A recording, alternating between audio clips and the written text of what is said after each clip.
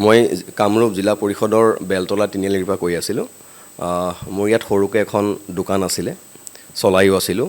তো কামৰূপ জিলা পৰিষদত আপোনাৰ এনেকুৱা হৈছে যে ইয়াত কিছুমান মানুহে এটা 6খন 7খন দোকান তেওঁ মানে হস্তক্ষেপ কৰি বহি আছে। তো একচুৱেলি জিলা পৰিষদৰ বস্তুটো আপোনাৰ ক্ষুদ্ৰ ব্যৱসায়ীৰ কাৰণে হয়, যোনে আপোনাৰ ভাড়া চাৰা তাৰ এটা লিমিটেশ্যন আছে, চিকিউৰিটি ডিপ'জিট ইমান দিব নালাগে, যিহেতু এটা গভৰ্ণমেণ্টৰ বস্তু হয়। কিন্তু ইয়াত এজন পাঞ্জাৱী সম্প্ৰদায়ৰ মানুহ এজনে কি কৰিছে, চাব লিজত বস্তুবিলাক চলাই আছে আৰু 6খন 7খনকৈ দোকান তেওঁ চলাই আছে। তো আমাৰ ইয়াত তেনেকুৱা নিবনুৱা যুৱক যুৱতী বহুতখিনি আছে, যোনে চাকৰি পোৱা নাই বা সৰুকৈ দোকানখন দি পেলাই তেওঁৰ পৰিয়ালটোক পোহপাল তেওঁ দিব পাৰে।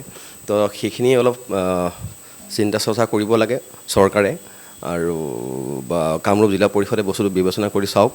মই হাতযোৰ কৰিছোঁ যাতে চবেই, এটা মানুহে এখনতকৈ দোকান বেছিকৈ পাব নালাগে নিয়মমতে, কিন্তু তেওঁলোকে 6খন 7খন দোকান কেনেকৈ তেওঁ লৈ বহি আছে, সেইটো বৰ চিন্তনীয় বিষয়। আৰু আগফালে গোটেই কভাৰখিনি তেওঁ কৰি লৈছে যেন তেওঁৰ এটা নিজাববীয়াকৈ তেওঁ এটা চলাই আছে, গতিকে পাৰ্কিঙৰ ব্যৱস্থাটো তেওঁ কাকো গাড়ী ৰাখিব নিদিয়ে। তো তেনেধৰণৰ কথাবিলাক অলপ বিবেচনা কৰি চাওক। চবৰে যোনটো যাৰ চবৰে যেন সুবিধা হয়, হয়, তেখেতৰ গাড়ী ৰাখি দিছে। পাৰ্কিংটো একচুৱেলি চবৰ কাৰণে হয়, কাৰণ আমাৰ ইয়াত এখন সৰুকৈ এটা দোকান আছে, আমি দুখন গাড়ী বা এখন গাড়ী পাৰ্কিং পাব লাগে, 2 হুইলাৰ, কিন্তু সেইখিনিও আমাক দিয়া নাই। তেওঁ পথালিকৈ গাড়ীখন ৰাখি দিছে, আপোনালোকে দেখুৱাম মই। তো তেনেকৈ ক্ষেত্ৰত আমাৰো কোনো অসুবিধা হৈছে, বিবেচনা কৰি পেলাই যোনটো ভাল হয় সেইটো আমাক কৰি পেলাই আমাক হেৰিটো দিলেই হ'ল, সমাধান দিলেই হ'ল।